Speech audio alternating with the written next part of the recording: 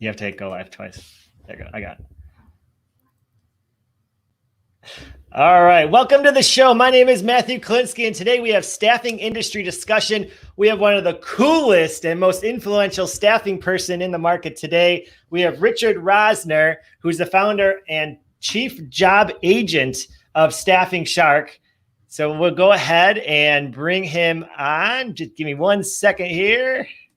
All right, there I am. Hello, everybody. My name is Matt Klinsky. We have a great show today, and let's go ahead and jump in and bring on Richard to the show. Hey, Richard. Hey, Matt. What's up, buddy? Thanks for having me, man. Good to see you. How's life? Busy, like always, 24/7 busy. The shark never sleeps. I tell you, man, whenever I look on social media, you're at least popping up on 2 or 3 social platforms. So I don't know how you do it. A lot of coffee. Well, I know I started jumping in by that you're the job agent, and we want to get into a little bit of philosophy, but let me just tell the crowd who's listening today what you do in terms of why I wanted you on the show today. You really have that cutting edge niche for engaging and capturing the attention of job seekers. And we were talking before the show a little bit. Attention is the name of the game. Attention is marketing 101. Attention is what you always want to go after. And so I think most of the show today is going to be about how are you capturing the attention of job seekers? What are you doing differently? Let's hear your side of the story and go from there. So, wow, where do I begin? Just want to straight up say job agent. People's wondering why I don't put recruiter or staffing specialist. I'm a job agent because I represent the client and I represent the candidate. When you say that, they're never going to ghost you because now they have an agent to represent them to find them a job. I've been doing it for a year and a half now. Matt, keywords like that, people love it. And I always joke with people, and I'm going to tell you right now, I always say, I'm like the Jerry Maguire. Instead of show me the money, show me the job. And it's so true. People love that. They love the energy and the engagement. And they're like, man, I got to hang out with the shark. And that's how I pat my name. Most people don't call me Richard. All my candidates call me the shark. And that's where it's at. Well, I like shark for a couple of reasons. One, it's like you said, it never sleeps, really always going, but also you're just cool. You know, you swim around and you're like, hey, I'm a shark, you know, don't right. And I'm always on the hunt too, right? Always on the hunt for the new candidate, right? And the client. Right. So tell me about your recruiting history. How did you get into recruiting and why do you like it so much? It's like everybody else. I fell into it. I got a degree in criminal justice. I used to be a probation officer in my previous life. And after 10 years of doing that, I decided I wanted to change careers. And out of the blue, a recruiter called me. We talked about it, was trying to find me a job and said, you know what? Why don't you become a recruiter for my company instead? So I would say 4 companies later and now my own, here I am. It's been a joyful ride the whole time. I embraced it. I want to give props to Michael Belavia from Peak Technical Staffing. He's the first one that believed in me. For 1 year, we were in New York City and Pittsburgh, and he taught me everything. He said, hey, kid, learn everything I can. I've been in it for 30 years, and you'll be a rock star. So 10 years later, here I am. And that's in your 20s, right? Everyone says learn as much as you can in your 20s, have fun, as much fun as you can in your 30s, and then grow something in your 40s. That's correct. So your story is actually very similar to a lot of people in terms of, you know, you were going down one path and you got kind of not roped in, but eyes opened about this whole new world. And so what were those things that kept you coming back? Because you said 4 companies later, 4 jobs later, you never left. So what was it that kept you personally involved? Just the engagement of making somebody's life different, you know, and the 4 companies I'm with, I love them all, but everyone was an advancement to the next level. So, you know, I was growing. Yep. And once you get your name out there, you know, I hate to say a lot of staffing firms want to throw stuff at you, almost like a Tom Brady. Hey, come on my team. So, but I think the biggest thing, Matt, is just giving back. The feeling of getting a client to get a job and they give you a fist pump or a hug and say, wow, you made an impact in my life.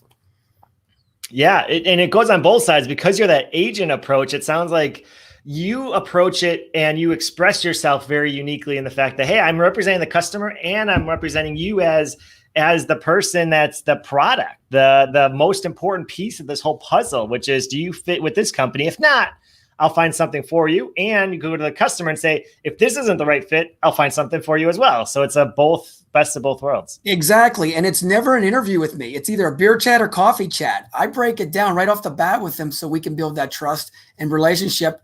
And then the rest is history.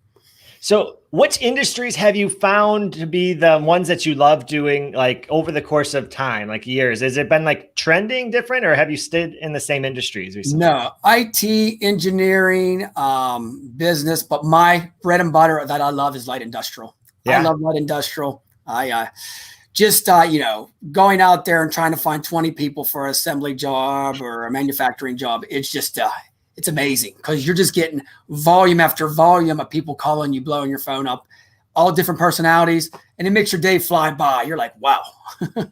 So we have a philosophy, or at least I've developed a philosophy called this recruitment placement value, or this placement value in terms of helping different recruiters and executive, people really make the determination of what's the value of this candidate and how do we make it a direct hire versus a temp to perm versus a temporary placement? So what's your philosophy in terms of when you're approaching a customer, how do you know which ones to offer as direct hires, temp to perm, or temp? I think it's after I decide what, I naturally source them out, and then I find out what their skill set is. And at that point, then I will go to the HR, the hiring manager, which I'm going to take a step back here. When I get a client, they're not my client anymore. They're part of my workforce family, Matt. So at the end of the day, I love that. We're not going to be on like where we're scared to say no to each other. We're going to be in that where we can maybe say some verbal language I'm not going to say on air. Yeah, that's what I want. I want to be like my big brother, big sister, and we just roll it out together and put an impact. And I always tell every client that I have, I'm not taking your job in HR. I'm not taking your job in talent acquisition. I'm part of your supplements. I'm like a protein shake. Add me to your mix, and we're all going to flex to another staffing person, right? I like it. So you're the nutrition, the vitamins and minerals of the organization. Oh, well, that's another gig. We want to get in that, but I'm a personal trainer on the side. So I believe in health and fitness in everything we do also. All right. So you've changed these terms and you've done this agent and you've done this workforce family. Was that something you just started with your Staffing Shark 18 months ago? Or was that something that you've had around and you've used at other jobs and stuff? The workforce family I've used for the last 5 years. Some of the agencies I worked for said, you can't do that. You got to do it by the book. And it's probably why I have my own agency now, is because I like to do it my way. I feel like I don't want to be boxed in. I think at the end of the day, keywords, and we can talk about it, in the job postings and all that stuff. I see where the mistakes are at these days, and everybody's doing the same trend. Yeah. And it's amazing why they say we have struggles out there. I'm going to be honest with you, Matt. I'm not having any struggles at all with finding people. I'm helping other staffing firms. Well, you got their attention. So that's a perfect segue into how we grab an attention. So before this podcast, we sent out a survey to the people who registered, and there were two main topics that they wanted to hear from you. One was business development strategy. And the second one, which we'll jump right into, is finding qualified candidates.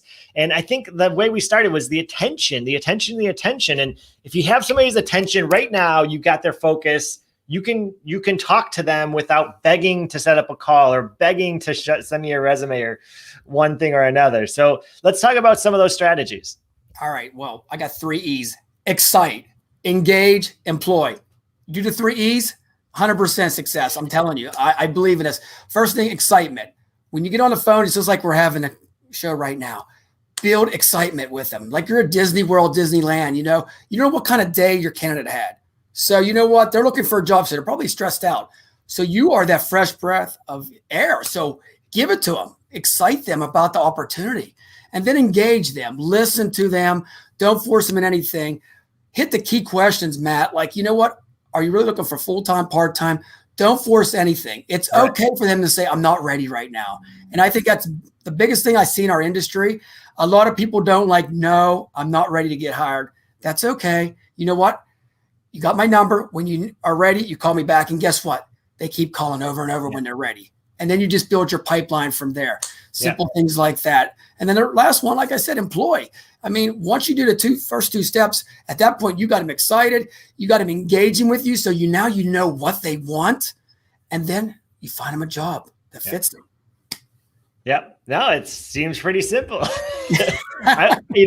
We don't do any placements or recruiting, but in my past life, one of the challenges I would always walk into is I would accidentally convince them to apply for the job, or accidentally have them convince them to go to the interview, partly because I love sales, but partly was because, I was trying to talk them in. But those people never took the job.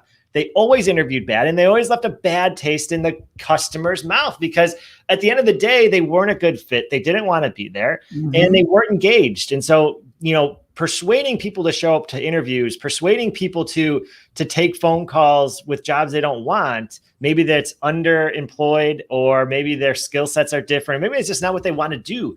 They have 10 years of IT development, and now they want to go and do a completely different industry. You got to ask those questions. And probably the best way to get that is to have a beer with them or coffee on a live screen. Exactly. Or you could I'm a football coach too. You're going to say, my God, what's he do? Don't do. But no, I do the head coach player theory. I'm the head coach. You're the player. Together we win. We score a touchdown. So when I break it up like that, that equals teamwork. And this little terminology like this, we're part of a team over and over again. Then they start believing in you. Once they believe in the recruiter or job agent, you got them. They're not even going to listen to any other staffing firms. At the end of the day, they want to work with you. And that's how people's not going to ghost you. And then on the other end, recruiters out there, don't ghost your candidates. If you can't find them a job, at least report back to them. You know how many job seekers I get? It says, I've talked to 3 different recruiters in the last week, and they haven't got back to me. And I was on stage 3 of the hiring process. I'm like, wow. That's just some simple things that I'm seeing in the industry when they're calling me. They're like begging for will you communicate with me? Yeah. Well, a lot of times the recruiters in general blame it on the customer not giving feedback, but there's no excuse to give a text or a video message just saying, hey, I'm thinking about you. I called the customer. There's someone's on vacation. I'm sorry. Whatever it is, whatever the reason why the customer isn't getting back to you. But yeah, there's no reason anymore. I mean, especially with communication the way it is. One of the things I find fascinating, unemployment rate today is 6.1%. And so while, it's not as low as it was in 2019, it was not as high as it was in 2012, 2013. But I think it's an interesting number from a couple of reasons. One is, do you remember what it was like in January 2020? Before everything shut down, there was such a demand, 2-3% unemployment rate, that, if you found somebody, you had a pretty good chance of getting them placed because people were so desperate for hiring, right? It was my cardio for the day, because it was like I was working so much, I'm thinking, I don't have to go to the gym.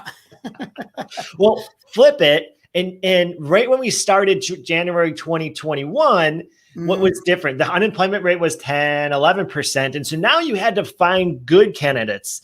And you had to have good skills. So I think it weeded out a lot of those people who were just kind of turning and burning. They were kind of riding the wave. I call it riding the wave of recruiting, meaning they didn't need to know how to talk to customer because the customer was desperate.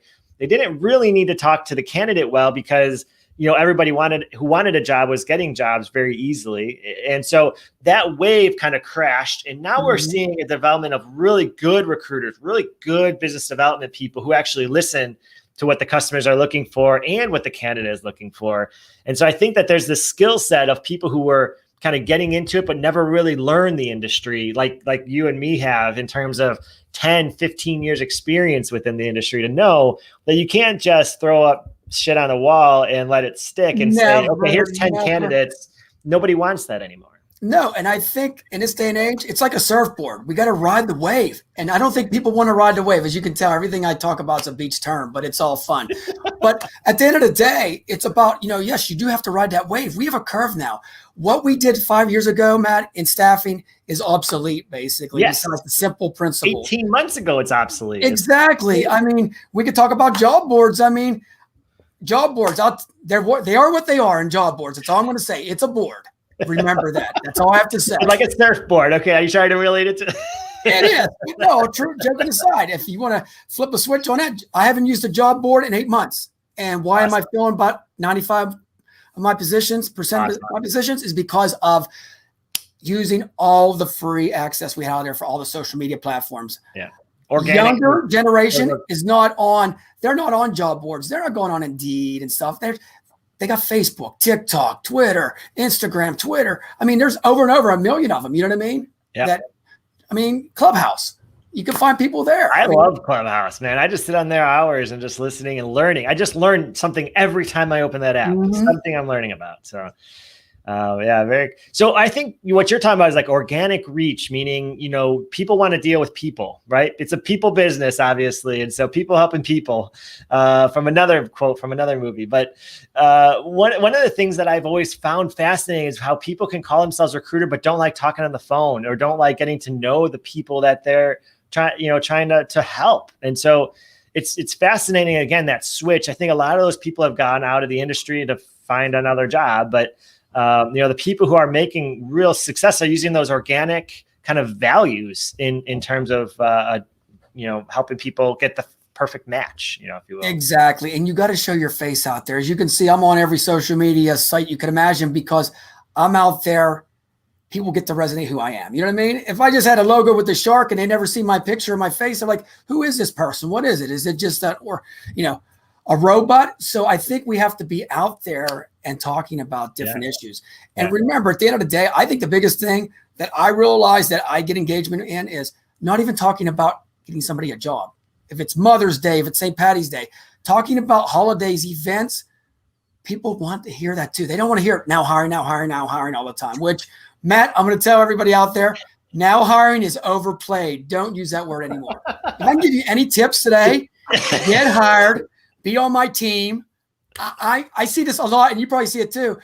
A post on Instagram, now hiring, and 17 different jobs on it. Like, is anybody going to, we read anymore? Nobody reads, right? Yeah. Or do you have Superman come in and saying, do you want to be assembly worker? What are they going to look for? You got to capture the audience that way with being creative. Yeah, 100%. So tell me about these, you call them hiring road tours. What is that? Yes, actually, I go into small town USA, from Youngstown, Ohio to Charleston, West Virginia to Myrtle Beach.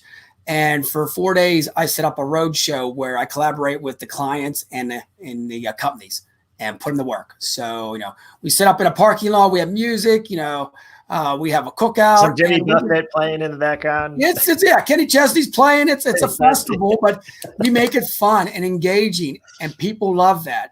I'm a firm believer. Job fairs, they are what they are. I'm not a job fair person. I do job parties on Zoom. So 40 people might sign up, 20 people sign up. I'm there, play some music. We go around, talk about what we have. Now they're engaging with each other. Yeah. At the end, I have 20 resumes, 40 minutes of having fun, playing Pitbull and different kind of energetic music. You see where I'm going with this? I'm engaging everybody and I'm making them excited about it. They're like, I'm not by myself. Yeah. And that is golden. And people's like, I've never had that experience. I want to come back. Even after I get hired, I'm coming back on your job party just to have some fun. So there's this whole philosophy, which you're kind of touching on, which is really the personal referrals from those, I'm sure, are even higher than you can even calculate, because they're going to say, hey, I just went to this job party. You guys need to go to the job party. Or anytime in the next 2, 3, 4 years, they run into somebody who's looking for a job in that area. Hey, talk to my friend, Staffing Shark. Exactly. And 2 years ago, real quick, Matt, 51 people had to put at this one company. 49 were referrals. Only one person was I searched out for. Some of the reaches I do this is incredible. Everybody gets a picture with me. I see so many people holding up a check or just getting a picture by yourself. Get it with your recruiter, your job agent, or whatever. Handshake. I call it the hire me handshake or the shark shake. You know what? They take the picture. They post it on their social media. Sure. Guess what? I have now reached over 10,000 people and never paid one penny. Does that make sense? Well, that's the philosophy of Gary Vaynerchuk, which I think we both have a mutual respect for in the industry in terms of marketing. But Gary, that's his thing, is to grab your attention, and that's why I think he does the same thing with all the pictures that he takes. If you ever hear any of his podcast shows, he's always like, people always taking pictures with him, and they post. And it just spreads, it's that whole nodal networking effect where it does. And people love it. I mean, as soon as I take the picture, I'm going to do a little bit of editing to it. They're like, can I have that picture so I can post it on all my social media? So you figure every candidate posts on all their social media outlets. Just think what your spread is. So what's the big plan for you? I mean, are you looking to expand how your recruiters, looking at multiple offices? What's your plans? Well, right now we have, I have another job agent. I'm actually hiring job agents. So pretty much you're an independent contractor, use the Staffing Shark platform. You're a job agent in your territory. So that's the way I'm growing, and I want people like me that are energetic, love the industry. I'm a firm believer giving equals growth. You'll see that in everything I talk about. It's not about the money. It's about growing your business. Sure. The money will come on the back end. Well, I mean, you got the entrepreneur spirit, I mean, the entrepreneur, even though this might be I don't know how many businesses you've ever owned, but even though this might be like one of your first big businesses, it's one of those things like you have that spirit in you. You want to, people like you and me, we can continue to go and go and go. And when it gets harder, we just work harder. Exactly. It's that passion in your voice. It's like, I freaking love this. If I'm working on the weekends, here's another tip I like to tell everybody. The weekend, right? 10 o'clock a.m. to noon on Saturdays are incredible to call candidates. You will get 90% hit rate because people's home with their family, they're off work. Yeah. I'm telling you, that's a great time because they have the weekend, they have more spirit. Yeah. Try it sometime. It works. Oh yeah. Well, they just, they got paid on Friday or didn't get paid. So there's something fresh in their mind about, hey, I deserve more. And now you calling me, okay, well, let's see what you have. Or maybe it's, they had a fun time and now they can really think about their future instead of getting through the week. Exactly. And then they also say, you're working on the weekends too? Right then at that point, it's a icebreaker right there. Like, okay, Richard Rosner's working on the weekends. I kind of like this person already. It's simple things like that attract candidates. Yeah. Yeah. So very cool. What are the social media that you like using the most when you grab attention? How do you just determine if you're using Snapchat or Instagram or Facebook? What are your thoughts? Or you just post across all of them? I post across all of them, but different organic reaches on different ones. I say Instagram's more of entertaining. Facebook is too. Twitter's more of a just, general stuff. I mean, I try to post what the platform is. Yeah. I think Instagram right now is amazing. You can tap into a great market there. Using the stories too. I forgot. You can brand yourself. You can do the movies. You can do so much stuff that you can do lives. I'm a firm believer in Instagram. Facebook gets a bad rap. I'm going to be the first one to tell you Facebook's a golden thing for me for posting jobs. Just don't post a job. Get out there and be creative. Get out there and put some video. Matt, if I can say anything out there, we have to get video involved in everything. If you see fireworks, make it creative because, and I realized this about 5 years ago, I'm at the airport traveling, people scroll through their phones. Now, what's going to make them stop on your job posting instead of mine? They want to listen and they want to. You only got 5 seconds to capture their audience, maybe less than that, right? 3 seconds. They see a visual of a shark or something going on. It says, get hired. They're like, let me check into this. And then they dig more into it. The part is that you can have the scrolling captions and you can tell the same message in the caption by you talking and they'll read those captions to the line, to the period, everything. But if you put it in the description underneath a picture, they're just going to gloss over it. No, nobody has time for that. We're all ADHD these days. But we will read the caption all the way through. Yes. So true. And it works. I mean, it works so good. And one other thing is post different things. Be creative out there. Post, if you're looking for a welder, you can post something comical about it too. Just saying, I have a job, $13 an hour. In this day and age, that doesn't cut it anymore. People want work-life balance. They want to know what else is involved in this, Yep. So yeah. Throw it all out there and talk to your clients about that too, Tell your clients because we know clients put a job description out there. It's like the purple squirrel. They want the perfect person. Of course. Don't be scared to tell them, I'm in the streets every day. This is not what you're going to get. And I call them out. I mean, I say, hey, your job description's bad. And they're like, well, you write it for us. And then I write to what I think would be a perfect fit. And it works a lot. Yeah. Yeah, there's that disconnect because there's, depending on how many layers in the business, layer 3 might be trying to hire for layer 1 and they don't even know the day-to-day responsibilities, or layer 4 might be trying to hire to level 2. And there's a discrepancy in terms of what people actually do on the job versus the ideal of the textbook. You're exactly right. That's, that I think the one of the blessings, I think, of COVID, if there is any, but is really, I think a lot of big businesses got rid of a lot of those middle managers that were kind of mucking it up for a lot of the people I work with in terms of staffing and recruiting. Is that your experience too? Are you getting a more direct access to the people you need to talk with? Yes, I am. And I think the biggest thing is, you can text clients now too. I'm a firm believer on texting. I don't know about you, but email for younger generation, I'm going to say it that way. I talk to them all. I say, what do you like? Do you want me to Facebook you? Do you want me to email you? I give them all the options. 9 out of 10 says just text me.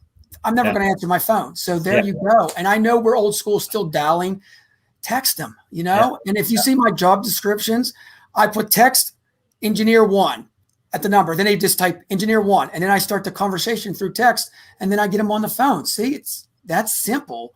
Instead of putting them on the phone, hanging up. Hey, are you interested? I seen your resume on Indeed. Are you using Community for that? Yes. Yeah. Community is awesome platform, man. That's really cool platform. Yes, it is. But yeah, stuff like that, you have to resonate with them, and don't be scared to text a candidate late at night. I mean, I got candidates texting me 5 a.m. I'm like, holy cow, let me get some sleep, right? Well, who knows? They probably have a kid that's waking them up, or they're working a current shift that they get done. But you know what? I love it. I don't turn anybody away. You know, in the morning, the first hour, it's social media and responding to every text I got overnight. So you disregard all the best habits of health and you just go right for social media the first hour of the morning. Well, no, it's egg whites and it's my oatmeal and everything else too. So, and my 10 cups of coffee. Second workout by 7 a.m. already. Yeah, right? There you go. A couple push-ups. I'm ready to go for the day. So we didn't touch base on the first request by the people who did our survey, which was business development strategy. Are there any things that you've taken away that as you started your business, as you've really grown it over the past 6, 12, 18 months, anything that you think is happening that you're trying out that's maybe working a little bit better? And you don't need to give me any trade secrets at all, but just kind of what do you think is going on in the world of business development these days? I think the biggest thing is we have to give something to grow right now. And I have, it's called the Revive Workforce Discount. I give a discount out. Of course, you have a name for it. Yes. So you got to get in like that. I think bullet points, if you see any of my first emails, it's about how I can help them out. It's not about I have a candidate pool of 2 million people, which I haven't talked to 1.9 million in 2 years. Right. I don't like when people do that generic emails. And just talking to HR people and hiring managers, I was in their office 2 weeks ago and they're laughing. They're like, look at these 7 staffing firms, don't even know me. And they're saying, hey, I got 5 candidates that fit your perfect fit. How do you even know? You haven't talked to me yet. Yeah. Did you just see the website? So I think that being personal, I never talk about, I don't sell anything. All I am is a consultant. You know, I consult with you to how to help your workforce. I've been preaching that for 5 years. I've been preaching that. Yeah. I don't sell anything. And I always say at the end of the day, I'm here to add extra protein to your workforce. That's it. And they 9 out of 10 of them laugh. They're like, man, this is crazy terminology, but we love it because you break it down and make it so simple. It throws it off, right? Anytime you use language that people are not expecting, it throws you off a little bit. You have to pay attention. Like, did he just say protein for my workforce? Is that what he just said? And now you got their attention. You know, it always comes back to attention, customers or candidates. I mean, exactly. And I have protein packets I'm making up with the staffing shark on them to give out. So you get a free protein shake on me. We'll take 12 packets. There you go. But no, I think simple things like that is what we're looking for. I see so many people on social media using like the Zoom infos and all that. That's great.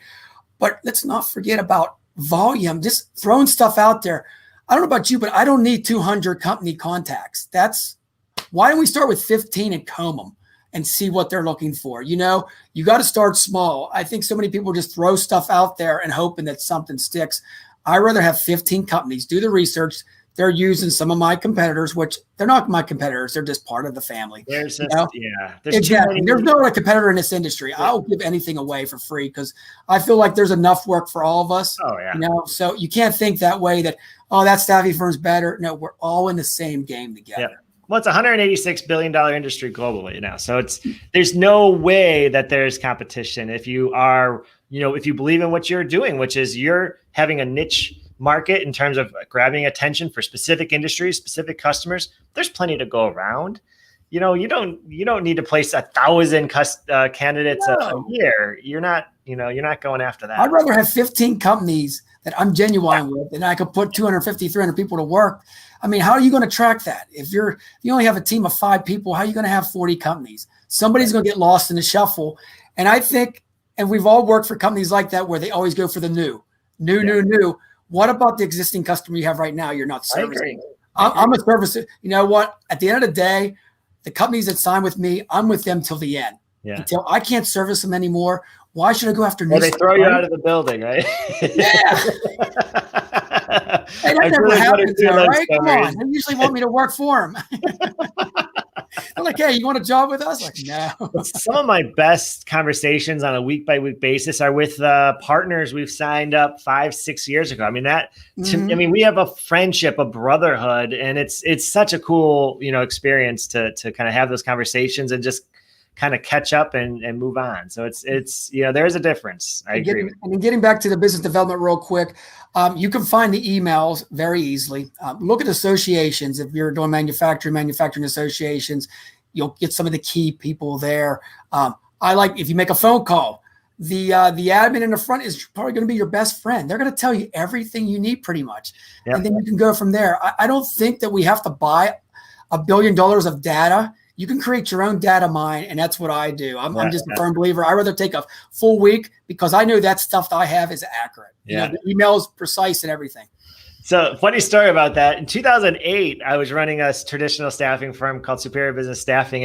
And there were multiple times where I would go buy cookies, from the local, and I would just go store to office to office, just getting to know the secretaries, the receptionists, the front desk person, drop off a wrapped cookie so they didn't think I was creepy and give hey, here's a cookie. Can I ask you a few questions? And it's surprising. I mean, it's simple. It's the simple things, but I haven't done that in a long time. But it just reminded me of the story that, you're absolutely right. The receptionist knows the ins, outs, the dirt that's coming in, what's going out, all the openings.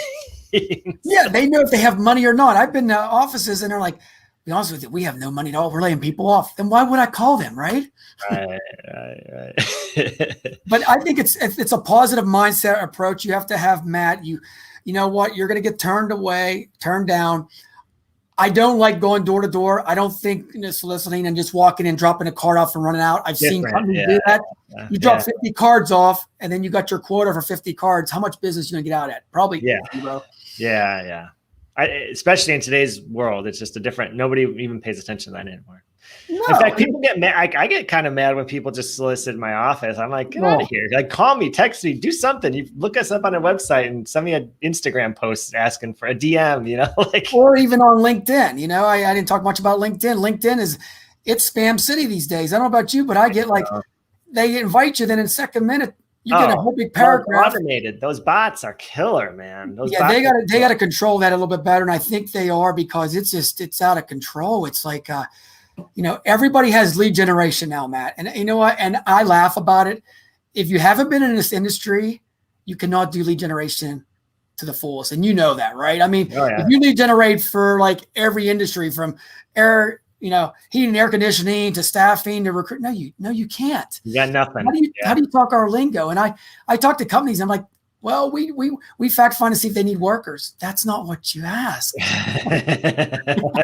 Everybody needs workers. It's really so. I'm kind of harsh on that sometimes because because I love this industry and I don't want it to be ruined over these big lead generation companies that say they can promise everything. I think they're going to crash and burn. I think the people who are there who are using them are desperate enough. And I think that it's not sustainable. I think that they'll very quickly phase out. Exactly. And I think a lot of staffing firms at the end of the day, the brick and mortars are fading away too. We're talking about the changes in times, virtual, most of my stuff's done at home here in my job tank. That's the name of my office, the job tank, So, but always got to have keywords, right? So it makes people engaging. But no, I think the brick and mortars of, people coming in, 20 people, 30 people a day into an office. The only time they're going to come in is when you're ready to do the onboarding. Yeah, of course. And then they go back home. And then they start. Or the best thing now is what I'm taking to next levels. I love video resumes.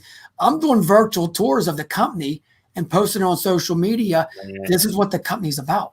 So they get to see a whole virtual tour. I interview the plant manager, interview myself. And at the end of the day, I'm like, hey, if you think we're like, creative and we're cool, yeah, call us, simple as that. There's a great couple of platforms out there. One of them is Duck and Owl, which is Yes. a video platform.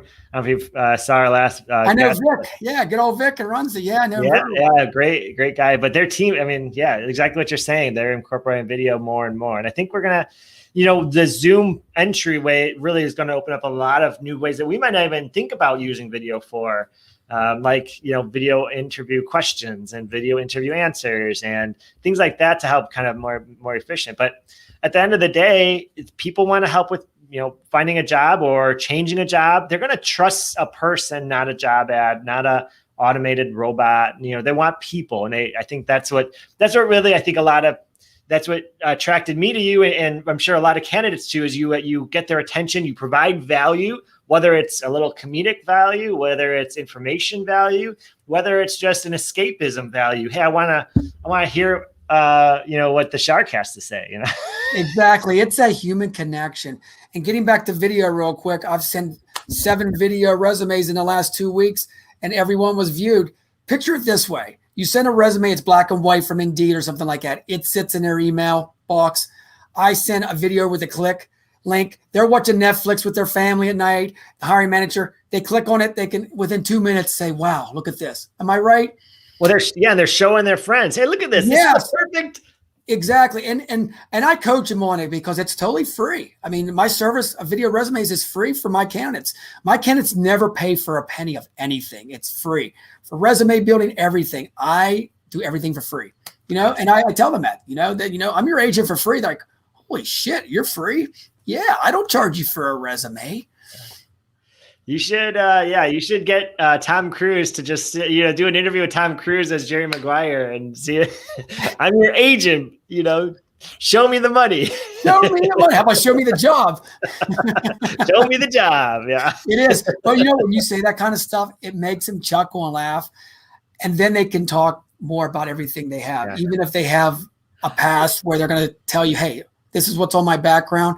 They're going to tell you before you go into all this and break it down, and you're on the 3rd stage of the interview, and they're like, well, we're going to do a background check now. Let me tell you what I have.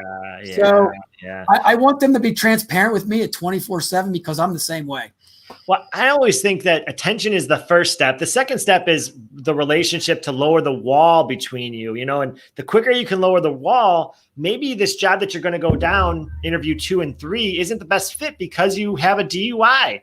If you say that ahead of time, I know a company that they don't care about the DUI, like, let's go down this road instead of that road, just be honest with us, or whatever the rate, whatever the background is going to show or whatever it's going to happen. But I think grabbing their attention, and then the quicker you can lower their wall, lower the distance between you and them is the key. And I think you've done a really good job of that.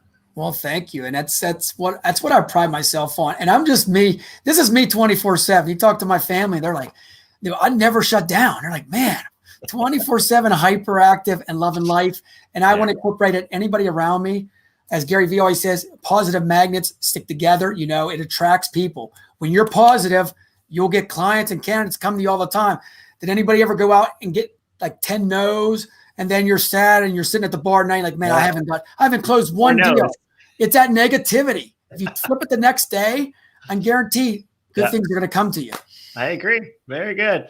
Well, thank you so much for being on the show. It's been an awesome time getting to know you and your philosophy.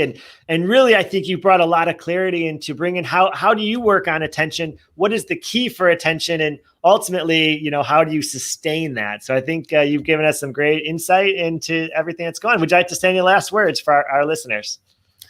And the final thing I have to say is get out there and love life. If you're a candidate, you're a recruiter or anything like that, remember, there's always a solution to everything. Just get out there and do it and enjoy it. Enjoy what you do. Staffing is so incredible. Just enjoy it. If you guys want to check me out sometime, it's at Staffing Shark on all the social media platforms.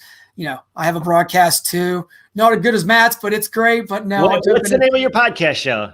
Recruiters with No Limits. Recruiters with No Limits. Where can they find it? Me and John Ruffini. He's a guru in the industry. Yep. We have a great time on the show.